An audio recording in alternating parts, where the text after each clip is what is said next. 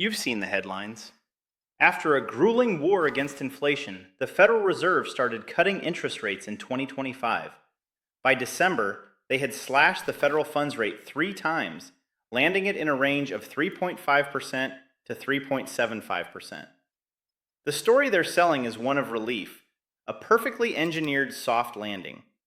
They're telling you these are risk management cuts meant to protect the economy and keep the job market from getting too weak. They want you to believe this will make your mortgage cheaper, get businesses to invest again, and ultimately put more money in your pocket. But that's a carefully crafted story. This isn't the sign of a healthy economy getting a simple tune-up. It's the sound of a panic alarm being pulled in a system that's drowning in debt. These rate cuts aren't for you.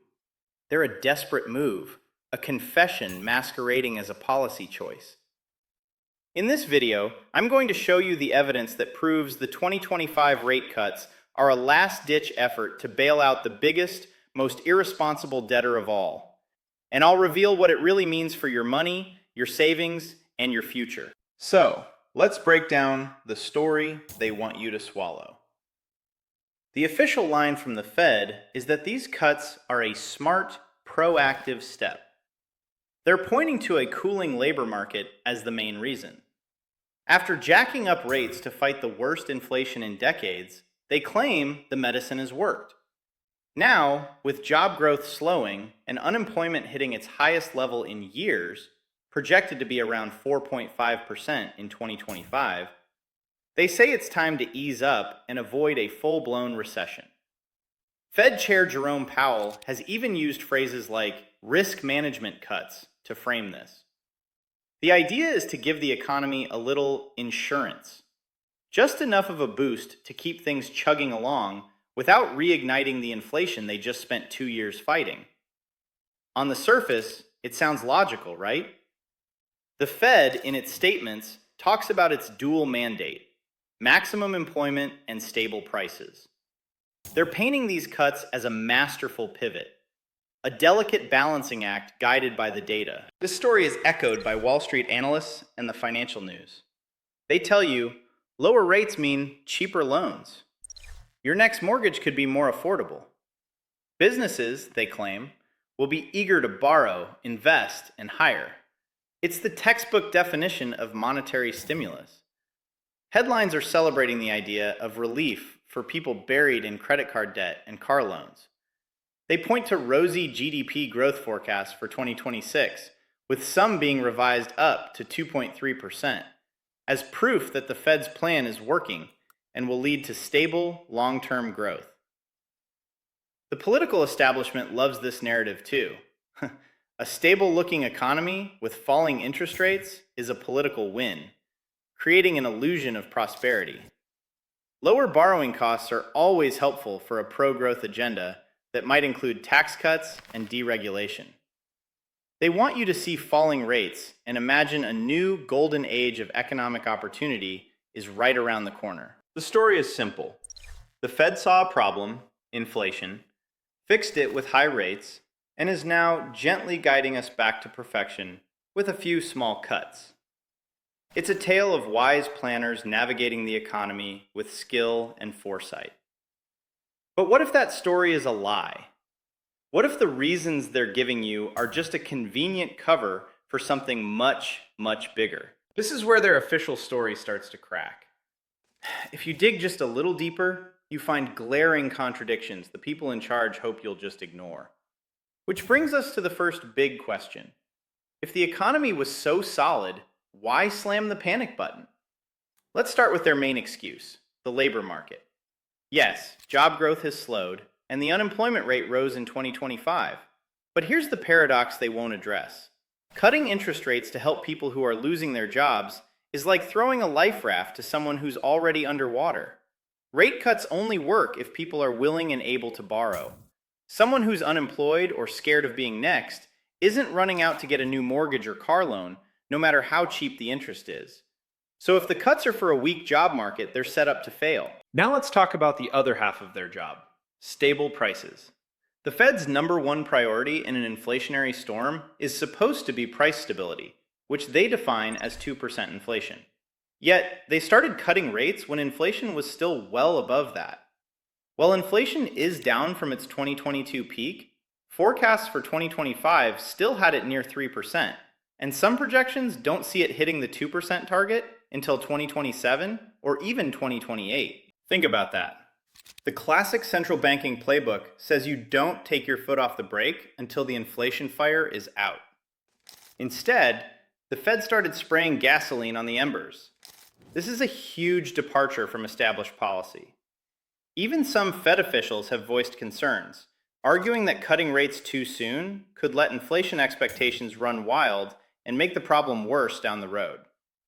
This doesn't even factor in the administration's new policies, like tariffs, which many economists agree will push consumer prices higher and make the Fed's job harder. So we have the Fed cutting rates to supposedly help unemployed people who won't borrow, while at the same time risking another inflation surge that would crush the savings of everyone else.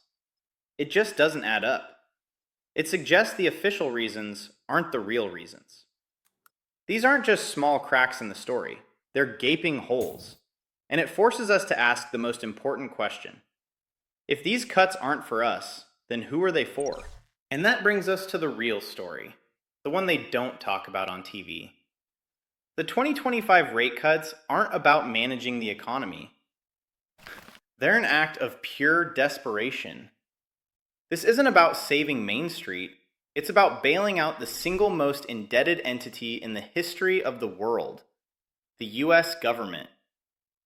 As of late 2025, the US national debt is rocketing past an almost unbelievable $38 trillion. For decades, this debt was manageable because interest rates were basically zero. But the fight against inflation changed everything. The Fed's own rate hikes, the ones needed to stop the price explosion, turned the government's debt into a ticking time bomb. Here's the simple math they hope you don't do. With higher rates, the cost to service that mountain of debt explodes. In fiscal year 2025, net interest payments on the debt were already closing in on a staggering $1 trillion. That's about the same size as the entire US defense budget. Projections show these interest costs are set to become the fastest growing part of the federal budget, on track to blow past $1.5 trillion and then $1.8 trillion within the next decade. This is what a fiscal death spiral looks like. The government has to borrow more and more money just to pay the interest on what it already borrowed. High interest rates speed up that spiral.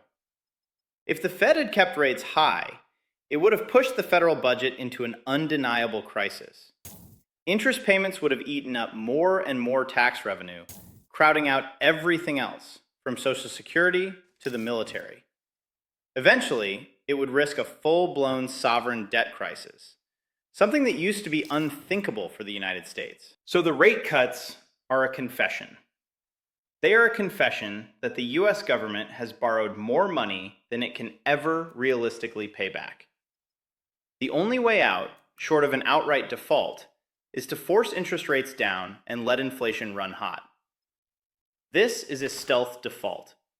It allows the government to pay back its colossal debts with devalued dollars. Your loss in purchasing power is their gain. The inflation isn't a side effect, it's the whole point. But the government isn't the only one getting bailed out. The second beneficiary is the financial system itself. Those same rate hikes that put the government in a bind also blew a hole in the balance sheets of banks. Banks are sitting on hundreds of billions of dollars in government bonds and mortgage-backed securities they bought when rates were low. When the Fed hiked rates, the market value of those bonds collapsed, creating massive unrealized losses. This is the very issue that caused several regional banks to collapse in recent years. The system-wide unrealized losses put many institutions in a precarious position. By cutting rates in 2025, the Fed is directly boosting the value of these bonds, magically repairing the bank's balance sheets. It's a stealth bailout for the financial system, done with no congressional debate or public approval. They are propping up the very institutions that failed to manage their own risk. So when you hear that rate cuts are for you, remember who they're really for. They're for a government that can't pay its bills, and for a banking system that gambled on low rates forever and lost. You aren't the beneficiary of this policy. You're the collateral damage. The constant rise in your cost of living is the price being paid to keep this broken system afloat just a little while longer. This is the hidden game of our financial system. They create one story for the public, while the real moves are made to protect the system itself, usually at your expense. If you're tired of the official narratives and want to understand what's actually happening with your money, make sure you subscribe and hit the notification bell. We're going to keep pulling back the curtain to show you the truths they don't want you to see. So, what happens next? Where does this all lead? The consequences of this deception are going to be serious, and they will unfold over the next few years. By choosing to cut rates early to service unpayable debts and bail out banks, the Federal Reserve has set the stage for a crisis much bigger than the one they claim to be avoiding. First, the most immediate result is the return of persistent and likely higher inflation. By showing they don't have the stomach for the short-term pain needed to truly kill inflation, the Fed has lost its credibility. They've revealed their hand. When it's a choice between protecting the government's solvency or your purchasing power, they will choose the government every single time. This, combined with inflationary pressure from new tariffs, is a dangerous cocktail. Your cost of living will keep climbing, and any small relief you get from a slightly lower loan payment will be erased by the higher prices you pay for everything else. For anyone trying to save, this is a disaster. The rate cuts mean lower yields on savings accounts and CDs. After a brief moment of earning a decent return, savers are being punished again. Your cash will lose value, forcing you to take on more risk in the stock market just to keep your head above water. This isn't an accident. It's a policy designed to transfer wealth from prudent savers to indebted borrowers. And the biggest borrower of all is the government. This leads to the second and more dangerous consequence: the creation of the everything bubble 2.0. The last era of 0% interest rates fueled a massive bubble in stocks, real estate, and crypto. The rate hikes of 2022-2023 were the pin that started to prick that bubble. By reversing course, the Fed isn't just patching the old bubble, it's inflating a new, even more unstable one. A flood of cheap money will again pour into assets, driving prices to levels completely disconnected from reality.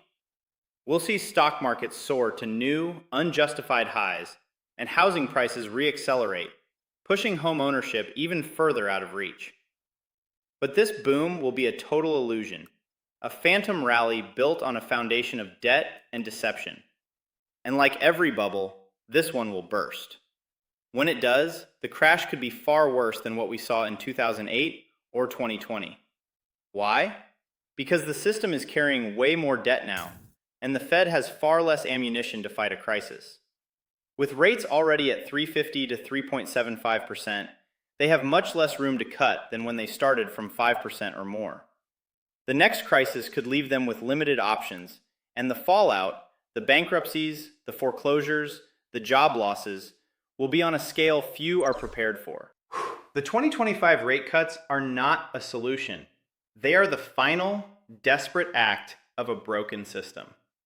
They represent a choice to sacrifice the long-term financial security of the average person to postpone a debt crisis for a few more months or a few more years. They're telling you to celebrate, but what you should be doing is preparing for the storm. This isn't a recovery, it's a deception. And the bill is coming due.